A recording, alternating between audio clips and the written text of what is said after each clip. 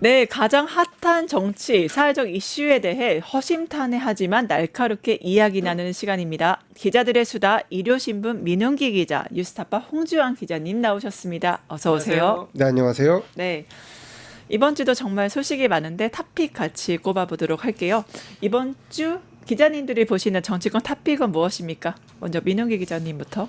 이번 주는 아무래도 이제 권성동 의원 네.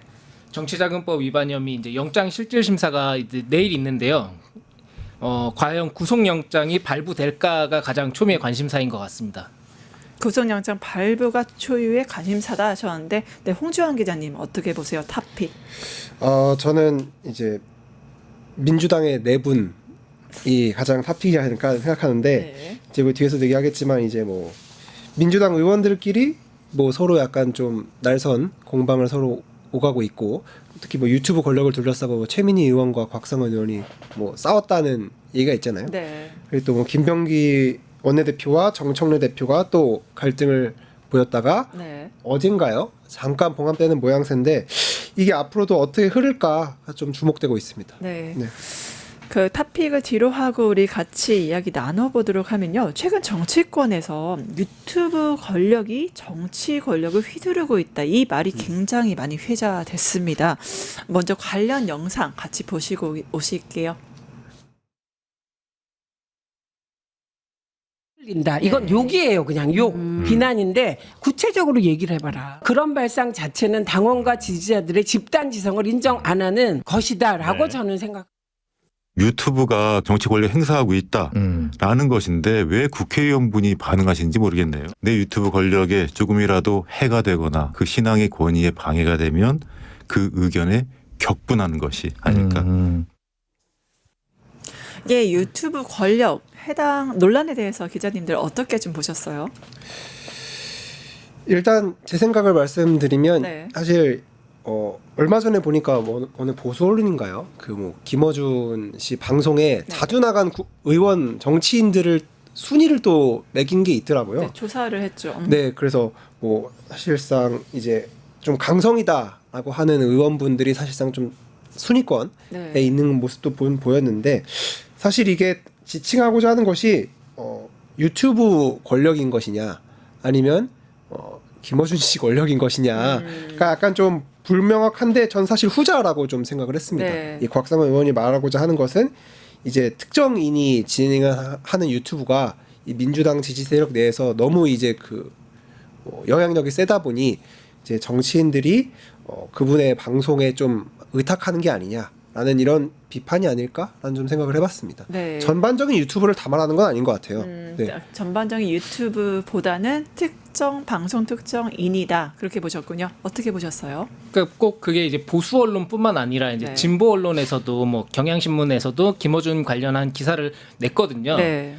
그러면서 이제 근데 이제 유튜브라는 것 자체가 이제 어떻게 보면 이제 새로운 언론 환경이고 언론 매체가 된 건데 그렇게 따지면 이제 과거에 조중동이나 뭐 종편이나 방송이 권력화되고 영향력을 끼친다고 해서 그거에 대해서 비판의 목소리를 낸 적은 없거든요.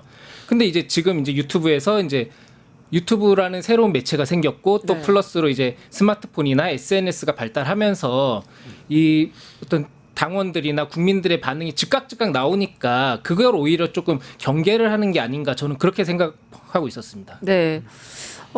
사실 유튜버 영향력은 이제 우리가 부인할 수는 없는 거잖아요. 근데 물론 여기서 담론을 형성하는 것뿐만이 아니라 전당대회, 공천, 많은 것들에 좀 영향을 미친다. 이렇게 보는 시각도 있거든요.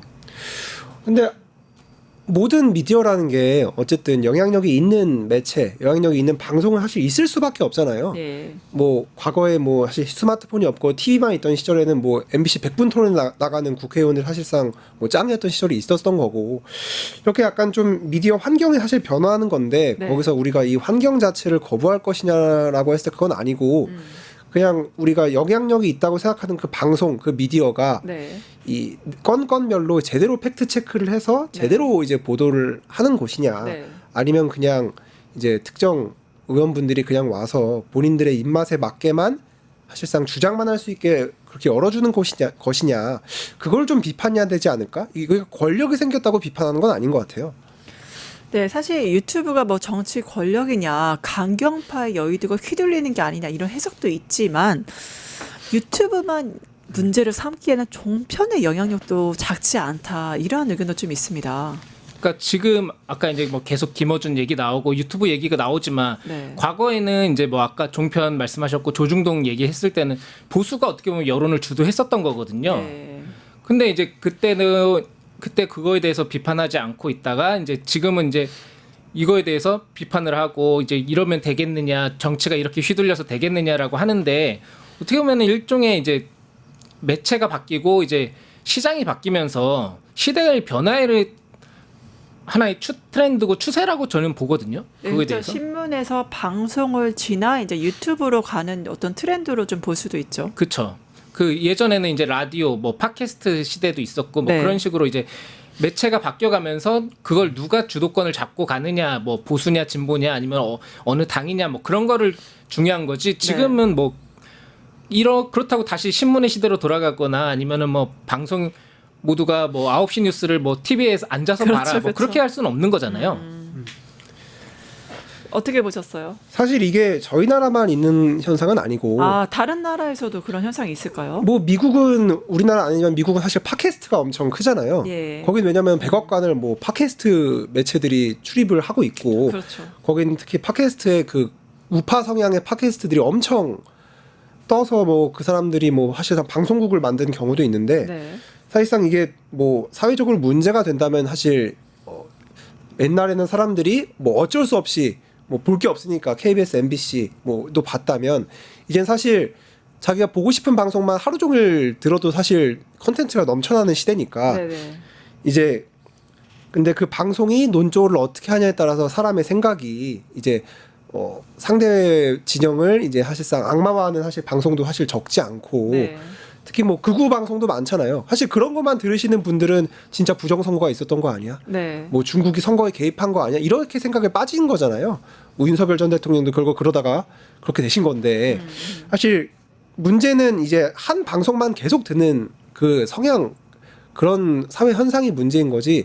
이런 방송이 이렇게 많아지고 다양해지는 것 자체를 부정할 수는 없다라는 생각이 좀 듭니다.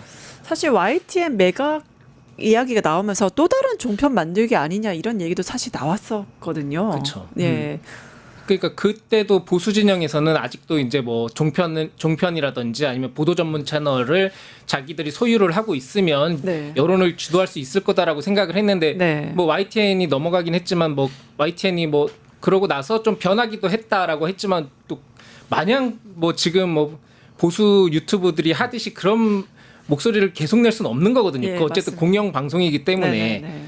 그러니까 이제 그러니까 아까 말씀하신 것처럼 미국에서도 뭐 팟캐스트나 유튜브가 하고 이제 거기에서는 보수가 더 목소리가 세다라고 하는데 그러니까 거기도 뭐 보수에서 이상한 소리들 많이 하는데 그래도 그럼에도 불구하고 이제 어느 정도 대중들이 이걸 믿을 수 있는 목소리를 내니까 그러니까 우리나라도 이게 진보 유튜브들이 뭐 너무 권력화됐다라고 비판하기보다는 보수 유튜브에서도 그만큼 대중들이 호소할 수 있는 메시지를 내야 되거든요. 근데 네. 지금은 뭐 그런 메시지가 아니라 뭐 너무 터무맹랑한 뭐 부정선거 얘기를 하고 뭐 그러니까 그거에 자기들의 어떤 각성부터 좀 해야 되지 않나라고 생각을 합니다.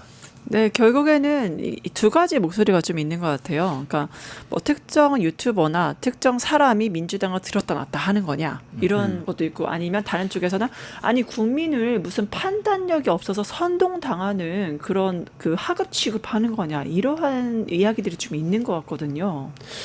근데 이제 과거에 얼마 전 몇 달 전인가요? 뭐 김어준 씨가 콘서트를 했는데 거기에 이제 뭐 엄청난 정치인들이 와서 한창 한창 뭐 문재인 전 대통령도 오고 뭐 그래서 그 김민석 총리님도 오시고 우원식 의장님도 오시고 다양한 분들이 오셨죠. 네, 거기서 이제도 김어준 씨가 약간 뭐 우스갯소리로 뭐 나를 대법원장 시켜달라 뭐 이런 식으로 해서 약간 그거에 보수 언론들이 되게 많이 놀라더라고요. 사실상 몇 년 전만 해도 본인들이 보기에는 영향력이 별로 없는 그냥 방송인이라고 봤는데 이제 그 사람의 영향력이라는 것이 이제는 정치인들을 저렇게 많이 동원할 수 있는 매체력이 있는 사람이 됐구나. 네.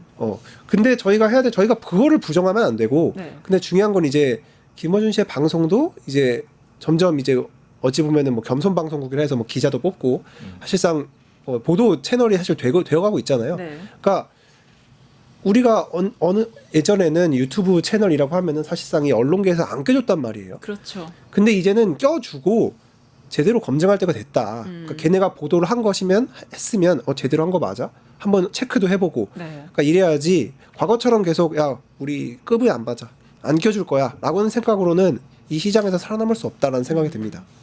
결국은 뉴 미디어 흐름에 편승하느냐, 그 영향력을 어떻게 우리가 그 통제할 수 있느냐, 그런 문제인 것 같습니다.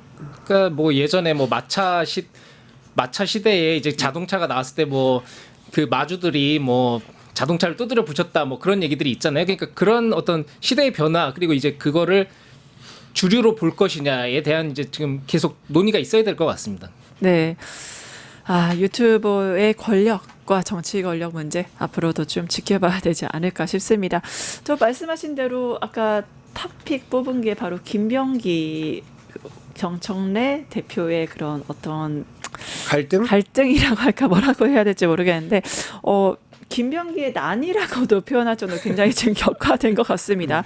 지난주 민주당 대표와 원내대표 사이 갈등이 불거졌는데 네, 김병기의 난 어떻게 보셨습니까? 저는 일단 합의가 뭐 나왔다라고 해서 이제 보통 기자들은 이제 보도가 나오기 전에 그 뭐 브리핑 글이 좀 이제 막 돌잖아요. 기자 돌거든요. 네.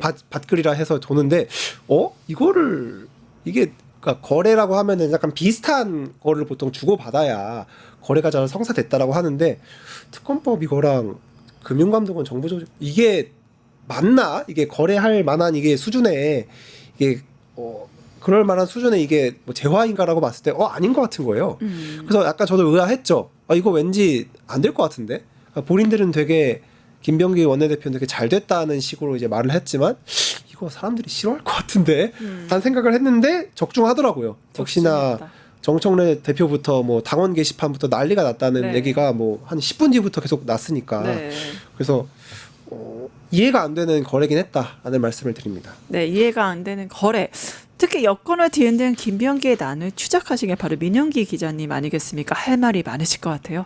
그러니까 저도 이제 그 밤늦게 이제 여야 합의가 나왔다고 하길래 분명히 안 나올 거다, 합의안이 도출이 안 될 거다라고 생각을 했는데 딱 봤거든요. 근데 뭐 거기에 대해서 뭐 기존에 이제 민주당에서 추진하던 방향이랑 너무 달랐기 때문에 뭐 네. 특검법은 뭐 전혀 건드리지 않을 것처럼 얘기를 하다가 이제 했기 때문에 완화돼서 이제 합의를 했기 때문에 네. 이게 어떻게 된 거지? 이게 정말로 당내에서 충분히 논의된 게 맞나 했더니 네. 아까 말씀하신 것처럼 이제 갑론을박이 벌어졌는데 또 처음에는 이제 그런 얘기도 나왔어요. 왜냐하면은 특검법이 아직 뭐 지금 반환점을 도는 상황인 거잖아요. 지금 기존 특검법으로도 한 70일 정도는 더 있고 뭐 그렇죠. 지금 얘기 나오는 거는 이제 특검 내부에서도 이제 계속 한 50일 넘게 지금 쉬지도 못하고 일을 해서 이제 피로감이 누적이 됐는데, 그러니까 인원만 더 뽑으면 그 기존의 특검법 안에 이제 어느 정도의 결론을 낼 수 있다. 그렇기 때문에 기간이 중요한 건 아니다. 인원이 중요하다. 뭐 그런 얘기들도 좀 나오긴 했었거든요. 네네. 그렇기 때문에 그게 충분히 논의가 돼서 기간은 좀 줄이고 대신에 이제 정부조직법을 받은 건가라는 생각을 했는데 이제 그렇죠. 다음 날 이제 정청래 대표부터 또 쐐기는 이제 이재명 대통령이 박으셨죠. 그러니까 그런 얘기들이 나오면서 이게 어떻게 된 건가. 그러니까 기자들 사이에서도 아직도 얘기들이 조금 많아요. 그러니까 이게 도대체 어떤 경유로 이게 합의안이 나온 것인지에 대해서는 아직 그 실체가 다 밝혀지지 않았군요. 이제 네. 사실 국민들 입장에서는 그 실체가 굉장히 궁금할 것 같은데 좀 알고 계시는 어떠한 좀 구체적인 실체가 있었을까요? 조사한 거 조금만. 그러니까 저희도 얘기를 뭐 들어보고 하면은 네. 그러니까 지금은 이제 정청래 대표가 뭐 재협상해라, 뭐 파기라 하고 뭐 했지만 전체적인 얘기는 어떻게 원내대표가 당대표의 허락도 없이 합의안을 혼자서 할 수 있겠느냐. 불가능하다. 그렇죠. 그리고 김병기 원내대표도 SNS에다가 지도부나 법사위 그리고 특이랑 긴밀하게 소통했다. 뭐 그런 결과다라고 했고 뭐 정청래 대표한테 의총 앞두고는 정청래 대표한테 공개 사과하라라고 분통을 터뜨리기도 했고. 그렇죠. 그러면서 이제 어쨌든 나만 이렇게 욕 먹어야 돼. 약간 그런 억울함을 표시를 했거든요. 그러니까 네네. 어떻게 보면 이제 모두가 이렇게 욕을 먹을 수 없으니까는 당내에서는 김병기 원내대표 선에서 이제 좀 잘라서 꼬리 자르기를 한 게 아니냐 뭐 그런 얘기들도 좀 있습니다. 그 지도부 그다음에 법사위 그 특위에서 뭐 긴밀하게 소통했다 이런 얘기를 표시하면서 굉장히 좀 억울함을 표출했던 것 같은데 파악하신 사실관계는 어떻게 된 거예요? 사실 이게 협상이라는 게 그 국민의힘에서 정확히 어떤 카드를 들이밀지를 다 까고 나서 논의를 하는 건 아니잖아요. 네. 국민의힘의 카드가 뭐인지 모르는 상태에서 어쨌든 뭐 가설을 몇 개 세우면서 이제 뭐 국민의힘이 이러면 우린 저러자 뭐 이런 식으로 보통 자기네끼리 논의를 할 텐데 그게 사실 협상장 안에 막상 들어가 보면 틀릴 수 있단 말이죠. 네. 그러니까 뭐 우리나라도 뭐 이재명 대통령과 트럼프 미국 대통령이 뭐 협상을 했지만 사실 협상장이 제일 중요한 거잖아요. 네. 현장에서 어떻게 하느냐. 근데 제가 느끼기로는 그 정도의 디테일한 선까지는 논의를 하진 않았을 것이다. 저기가 정부조직법을 뭐 이렇게 하면 우린 이렇게 하자 뭐 이런 식으로까지는 국민의힘과 이야기할 때 말씀이신가요? 내부적으로 논의할 내부적으로 민주당 논의할 논의할 때. 때까지 회의를 들어가기 전에 전에 저기에 정부조직법과 그러니까 금융감독원 관련 법과 우리 특검안을 뭐 맞바꾸자 이런 식으로까지 구체적으로 논의하진 않았을 거고 대충 방향만 세웠을 텐데 네. 제가 느끼기로는 김병기 원내대표가 협상장에서 좀 이제 월권을 했다. 월권이라기보다는 그러니까 제가 느끼기로는 김병기 원내대표 체제가 들어선 좀 됐지만 당원들 사이에서 김병기 원내대표가 그렇게 지지를 받고 있지는 못하거든요. 아 그렇군요. 그리고 사실상 이제 좀 냉정하게 말씀드리면 본인이 아직까지 약간 증명한 게 없어요. 원내대표로서 리더십으로 해서 탁 끌고 와가지고 내가 뭘 읽었다, 뭘 해냈다라고 그런 게 없기 때문에 좀 그런 욕심이 좀 있지 않으셨을까. 협상장에서 협상을 이끌어내서 내가 이렇게 여야 합의를 이끌어내서 이런 법안까지 내가 해냈어 라는 걸 좀 보여주고 싶으셨는데 사실 그게 좀 삐그덕거렸던 거죠. 네. 민주당이 좋아하지 않는 모양새로 해버렸으니. 그러니까 이제 그 전에 이제 저번 주 초에 이제 네. 이재명 대통령이랑 정청래 대표, 뭐 장동혁 대표가 이제 여야 지도부 오찬 회동을 했었잖아요. 네. 그때 그러면서 이제 이재명 대통령이 이제 협치해라 그리고 네. 이제 뭐 많이 내줄 건 내줘라 뭐 그렇게 한 거를 이제 우리끼리는 우스갯소리로 뭐 김병기 원내대표 곡해한 거 아니냐 이재명 대통령의 잘못 해석한 거 아니냐. 아니면은 이제 예를 들어 그렇게 협치를 강조를 했으니까 김병기 원내대표 입장에서는 어쨌든 성과를 내야 되니까 네. 그러면은 여야가 합의하고 협치하는 모습을 한번 보여주고 싶다. 그렇기 때문에 좀 무리해서 협상을 한 게 아니냐.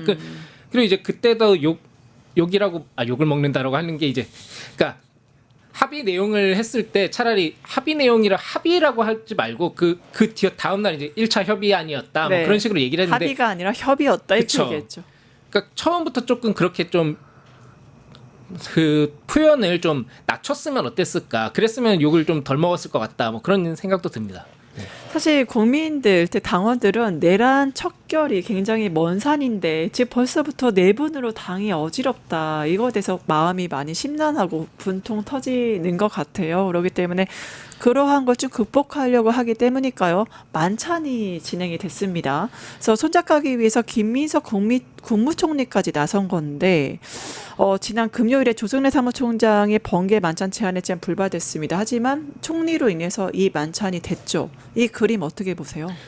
사실상 총리가 나섰지만 대통령의 지시라고 볼 수밖에 없죠. 이게 이 만찬 회동이 대통령의 지시였다. 그러니까 사실 과거에는 이제 보통 대통령들이 이제 뭐 당의 거의 당수 역할을 했잖아요. 네. 근데 사실 지금도 사실 이재명 대통령이 전 대표이기도 했고 사실 그리고 이재명 대통령의 지지율과 민주당의 지지율은 사실상 거의 연동되기 때문에 네. 사실 이런 게 계속 반복되다 보면은 이재명 대통령의 지지율에도 사실상 영향을 끼칠 수밖에 없기 때문에 그리고 제가 듣기로는 이재명 대통령실에서는 지지율에 좀 많이 민감하다. 라는 얘기를 좀 많이 들었거든요. 대통령실 이야기입니까? 그렇죠. 하고 싶은 일이 많은데 네. 사실상 지지율에 사실상 좀 뒷받침돼야 하고 싶은 맞아요. 일들을 많이 펼칠 수 있잖아요. 네, 맞습니다. 그렇기 때문에 이걸 좀 빨리 봉합하고 싶었고 그래서 이제 김민석 국무총리가 이제 나선 게 아니냐라는 좀 얘기를 들었습니다. 어떻게 보셨어요? 그러니까- 그거를 우리가 청병 갈등이라고 하잖아요. 그러니까 어쨌든 아까 말씀하신 것처럼 이제 이번 주 토픽으로 뽑아주셨는데 네.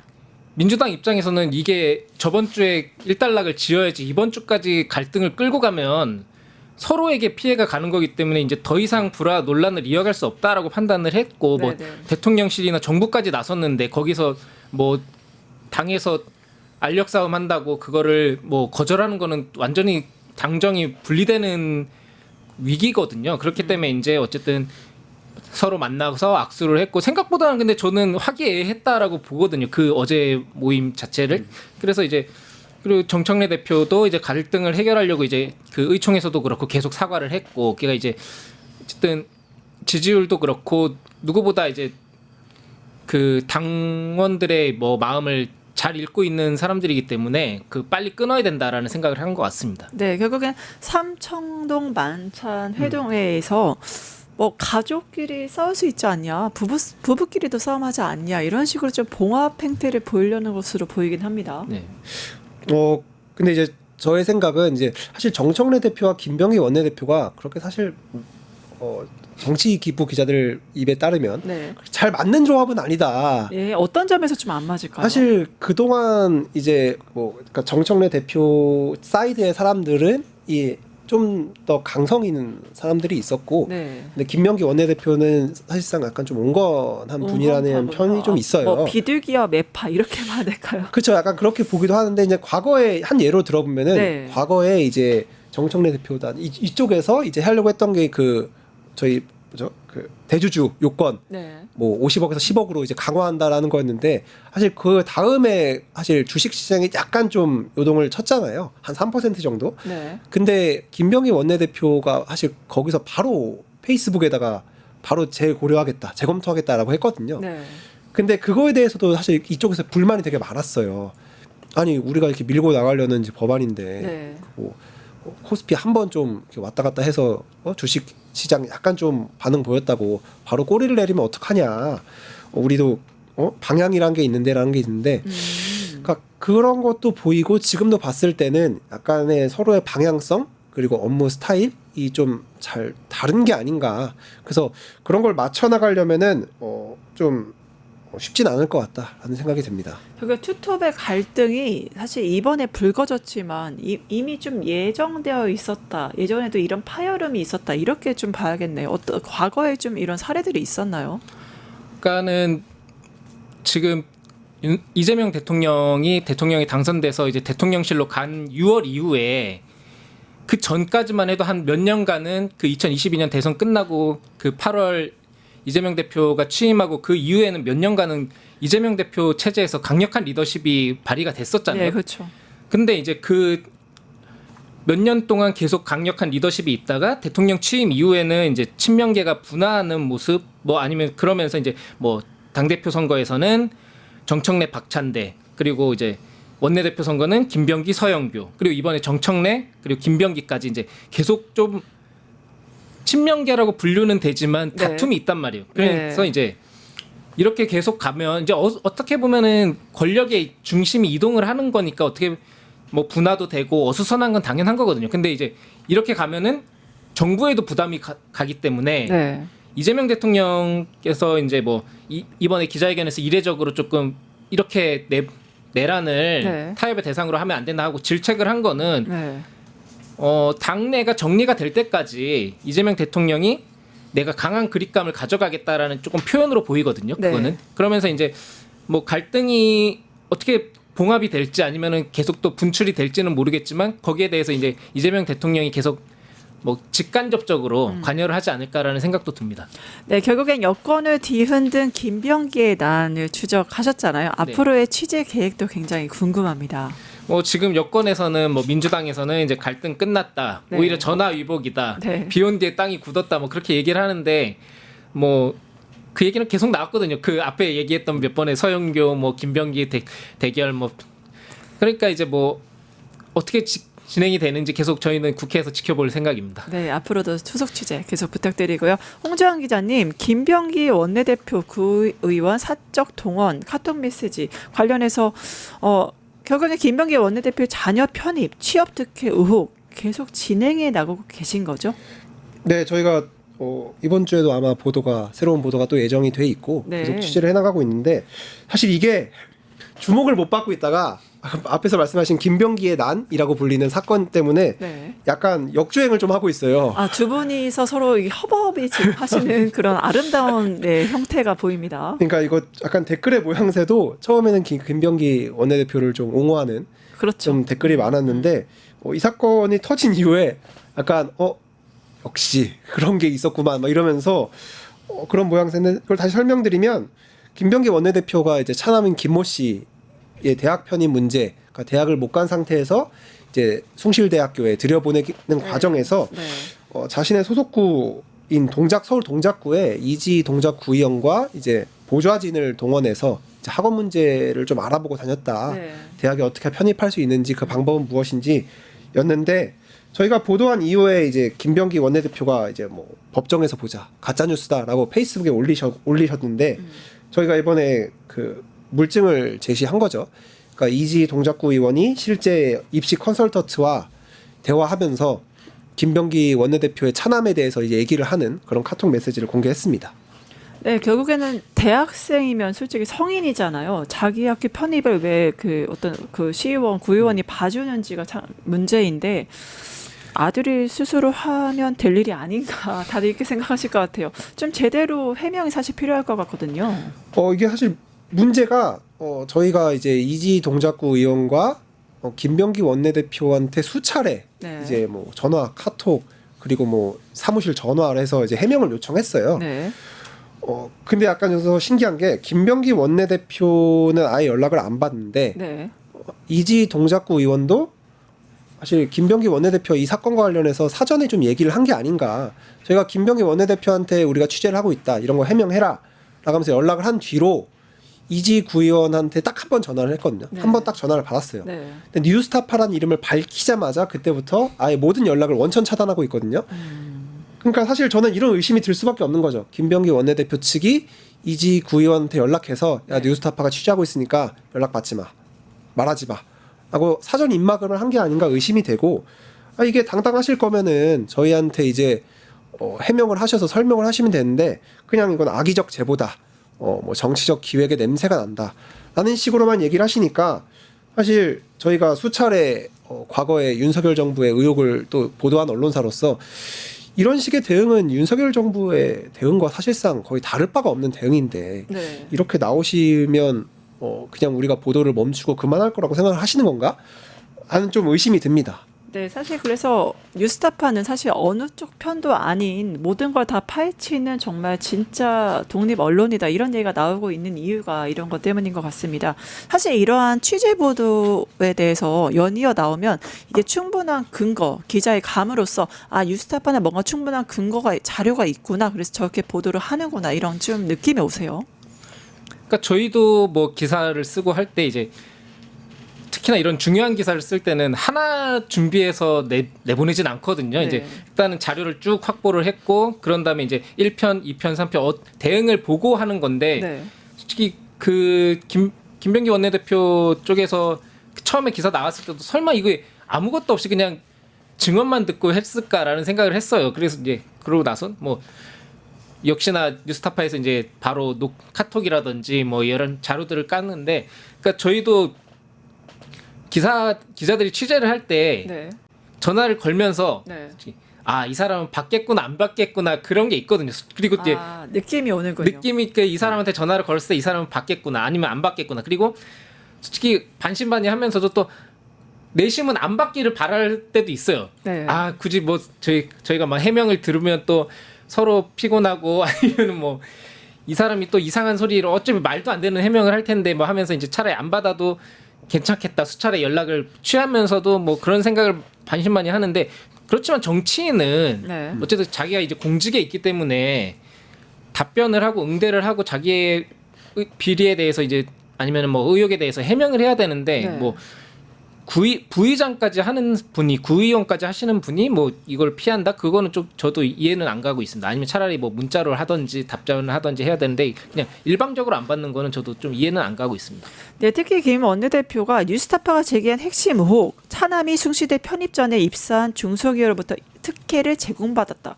이것도 좀 부인하고 있고요. 그다음에 뉴스타파의 무리한 취재 때문에 그 차남이 다니던 가상자산 회사에서 사실상 강제이직 당했다 이런 거 SNS에 올렸습니다. 사실상 이제 이 차남이 이제 뭐 김병기 원내대표께서는 이제 차남이 되게 공부를 잘했다 했는데 사실상 근데 이 중소기업에 입사할 때는 네. 고졸이었어요. 네. 근데 대부분 청년 고졸들이 거의 최저임금에 준하는 그렇죠. 중소기업에 들어갈 때 준하는 임금부터 보통 받고 시작을 하잖아요. 네. 근데 고졸 신입사원이 어느 중소기업에 입사를 하는데 등록금을 지원받는 그런 혜택을 받는다? 근데 딴 직원들은 한 번도 그런 혜택을 받은 적이 없는데 네. 김병기 원내대표의 자녀만 이런 혜택을 받는다면 사실 특혜라고 볼 수밖에 없고 네. 이게 특혜가 아니라면 그 기업에 본인이 요청해서 야, 딴 직원들은 이런 거 줬는지 너네가 한번 밝혀라. 네. 아니면은 우리 아들이 등록금 대신에 현격하게 낮은 임금을 받았었는지 한번 자료를 들고 와 보라는 겁니다. 근데 그런 게 하나도 없고 그리고 또 구의원 보좌진을 사적 동원했다는 의혹에 대해서도 사실 이게 얼마 전에 관련 또 비슷한 사건이 있었잖아요. 네. 강선우 의원이 네. 보좌진한테 쓰레기 버리라 했다가 장관에서 낙마했잖아요. 네. 근데 그 장관이 낙마할 정도의 큰 사건인데 이거는 자녀의 입시 문제를 사실상 구의원과 보좌진한테 시킨 거잖아요. 네. 그러니까 더 큰 갑질 이게 완전한 권력 오남용인데 이런 의혹에 대해서도 전혀 해명하지 못하시고 그리고 사실 이거는 김병기 원내대표의 차남이 다니다 그만둔 회사가 빗썸이거든요. 2위 가상자산 거래소인데 사실상 이거는 좀 신기한 게 저희가 애초에 그 보도를 하지 않았던 내용이에요. 네. 근데 갑자기 우리 때문에 아들이 사실상 잘렸다. 네. 강제이직 당했다 이렇게 했죠. 근데 아들 저희가 확인해 본 결과 예. 아들이 퇴사한 것은 6월 말입니다. 네. 올해 6월 말. 올해 1월쯤 입사해서 6월 말쯤에 퇴사를 했어요. 근데 저희가 빗썸에 처음 연락한 것은 네. 7월 중순부터입니다. 네. 그래서 사실상 말이 안 되는 주장이네요. 네, 말이 안 되는 주장이고 사실 그래서 저희가 의심을 할 수밖에 없는 게 네. 그럼 이때가 어느 때냐라고 보면은 MBC 등에서 이제 김병기 원내대표의 장남의 국정원 취업과 관련해서 네. 김병기 원내대표의 배우자가 국정원 기조실장한테 막 전화해서 그렇죠. 우리 아들 왜 떨어졌냐 뭐 이렇게 아들 물어봤잖아요. 청탁했죠. 그 의혹 보도가 나가던 시점에 아들이 사실상 그러니까 강제직에 가까운 자진 퇴사를 했다는 건데 네. 사실 이거는 그럼 받아들인 입장에서는 재발이 저린 게 아닌가. 그러니까 재발이 저리니까 나갔겠지. 왜냐면은 회사 입장에서도 이런 그냥 국회의원의 자녀라고 해서 그냥 자를 수는 없거든요. 네. 이게 완전한 부당해고기 때문에. 근데 이제 서로 재발이 저린 게 아닌가라는 의심이 들 수밖에 없고. 네. 그래서 약간 저의 입장에서는 그냥 가만히 있으셨으면 될 텐데 굳이 이런 말을 또 하셔서 언론에 또 좋은 취재거리를 제공해 주셨다라는 말씀밖에 드릴 수 없을 것 같습니다. 네, 결국엔 사실 이쯤 되면은 SNS에 대항을 하는 게 아니라 이런 뉴스타파가 계속 의혹을 제기하고 있잖아요. 그러면은 대부분 기자회견이라든가 입장 표명을 하던데 계속 기자회견 없이 페이스북으로 이거를 자신의 의견을 이야기하고 있거든요. 이게 좀 일반적인 겁니까? 왜 이러는 걸까요? 그러니까 저도 궁금한 게 이제 그 법정에서 보자고 하셨는데 그 뉴스타파에 왔나요? 그 소송장. 아니요, 내용 증명도 오지 않았고 사실상 이게 법정 가면 아시겠지만 김병기 원내대표가 그럼 저희를 이제 뭐 고소를 한다든가 네, 그렇죠. 뭐 민사 소송을 제기하면은 저희의 보도가 허위라는 걸 스스로 입증하셔야 돼요. 네. 그렇죠? 그러니까 사실상 저희는 좀 왔으면 좋겠다. 이제 진짜 법정에서 한번 봅시다라는 생각인데 안 보내고 계셔가지고 이거를 보시는 김병기 원내대표 뭐 보좌진 이런 분들은 빨리 좀 고소장 작성해서 빨리 보내시라라는 말씀을 드리고 싶습니다. 사실 이제 뉴스타파 가짜라고 하던 게 예전에 권성동 의원이잖아요. 그래서 거기도 그렇게 뭐 고소하고 뭔가 사실상 근데 했었나요? 정치인들이 이렇게 말만 그렇게 하지 네. 사실 이 고소하는 경우는 사실 거의 없습니다. 아. 사실 왜냐하면 김병기 원내대표가 MBC도 6월에 고소한다고 했었거든요. 네. 지금 국정원 그 아들 네, 취업 의혹. 아들. 근데 거기도 고소를 전혀 하지 않았고, 하지 않고. 그러니까 사실상 이거는 저희가 봤을 때는 그러니까 딴 언론들한테 으름장을 놓는 그러니까 MBC 보도나 뉴스타파 보도를 인용하지 마. 네. 내가 이렇게 강경 대응할 거니까 피곤해지기 싫으면 그냥 무시해. 그러니까 사실상 으름장만 놓는 사실 겁박하는 수준의 SNS다라는 말씀밖에 드릴 수 없을 것 같아요. 근데 저는 또 궁금한 게 있어요. 아니 국민의힘 왜 이렇게 조용합니까?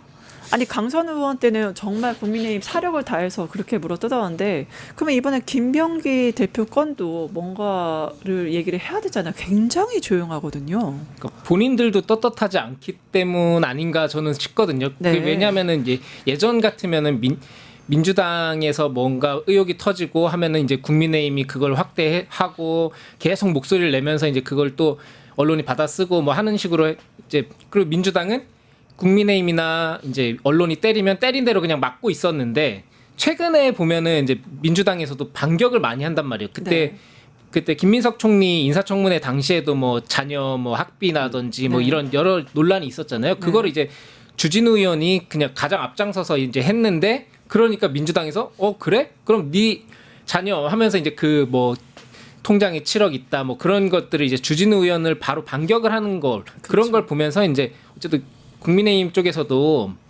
그런 반격들이 두려워서 그런 게 아닌가 싶기도 하고 아니면 지금 내 코가 석자라 뭐 내부가 정리가 하나도 안 된 상태에서 뭐 국민의힘이 뭐 누구를 공격하고 할 수 있는 상황이 아닌 것도 같습니다. 네, 결국엔 그런 상황인데 뉴스타파와 이제 김병기 의원 취재 계속 앞으로 대립구조 갈 것 같습니다. 향후 취재 계획 아까 보도가 이번 주 나온다고 했잖아요. 좀 자세하게 소개 부탁드릴게요. 뭐 김병기 원내대표가 이제 본인의 무슨 뭐 아들이 강제해직 당했다 빗썸에서라는 얘기를 들었으니까 뭐 빗썸에 대해 사실 저희는 더 취재를 들어갈 수밖에 없고 그리고 이제 뭐 좀 다른 방향으로 취재를 넓혀가고 있다라는 말씀밖에 그러니까 김병기 원내대표와 관련해서 네. 다른 방향으로 취재를 넓혀가고 있다라는 말씀을 좀 드리겠습니다. 네. 빗썸으로부터 구체적으로 어떠한 이례적인 특혜를 제공받았나 아마 그 지점을 계속 파고들지 않을까 싶네요. 네, 뭐 팔고들고는 있다라고 말씀드리겠습니다. 네, 이번 주 보도 좀 봐주시면 감사하겠습니다. 이번 주 뉴스타파 보도도 고대로 하도록 하겠습니다. 네, 오늘 준비한 내용은 여기까지고요. 기자들의 수다 여기까지 진행하겠습니다. 함께해 주신 두 분 기자님들 감사드립니다. 네, 감사합니다. 감사합니다.